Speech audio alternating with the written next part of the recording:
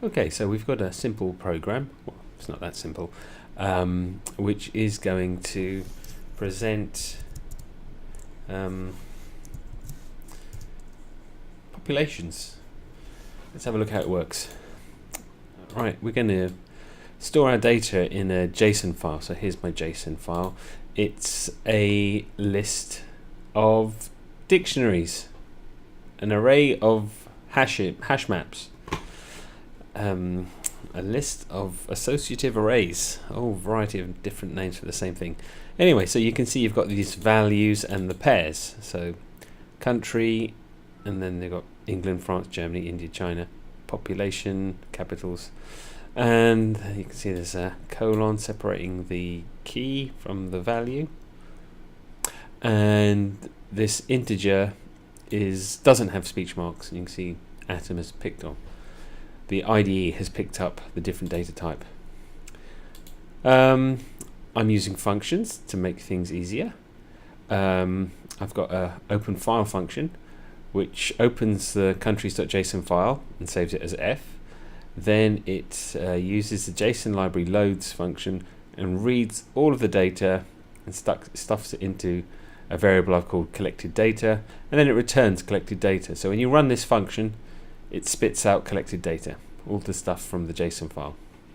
And then I've got a function called list data, which calls the open file function and stuffs the collected data into the world information variable.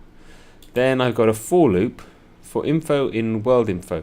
So it's going to loop through world info, and for each row, it's going to call each row info.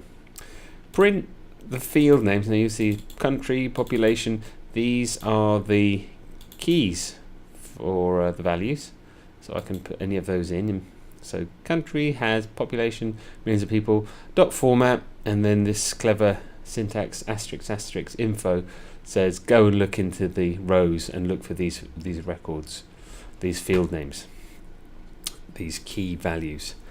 And then I've got a main function which runs this function, and then I call the main function, and presto, I have my little list. So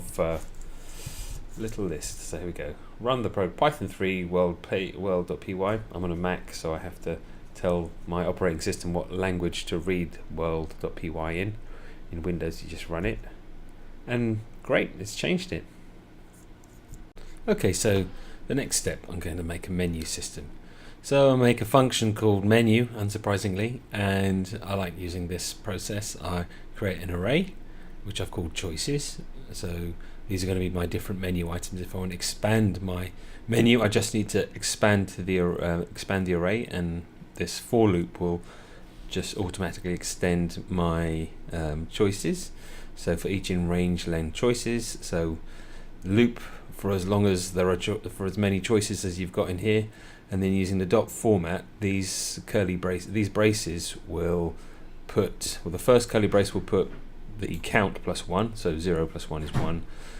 Choices equals each item, and your choice equals, so here we go. Now I'm going to collect their input. Your choice is going to be an input. Please select one of the numbers, convert it to int so that I don't have to put speech marks around the choices. If your choice is 1, then list data, which is showing the countries. Else if edit data, which is a function I haven't yet created yet. Else, if they didn't type 1 or 2, you don't understand. So I'm just going to oops, you can see I've had quite a few goes to get this working, and I'm going to run the program again, and then I've got my menu. So if I type in a 1, I get my select. If I run it again and I run a 2, it's going to explode. Yay, exploded, because edit data doesn't exist.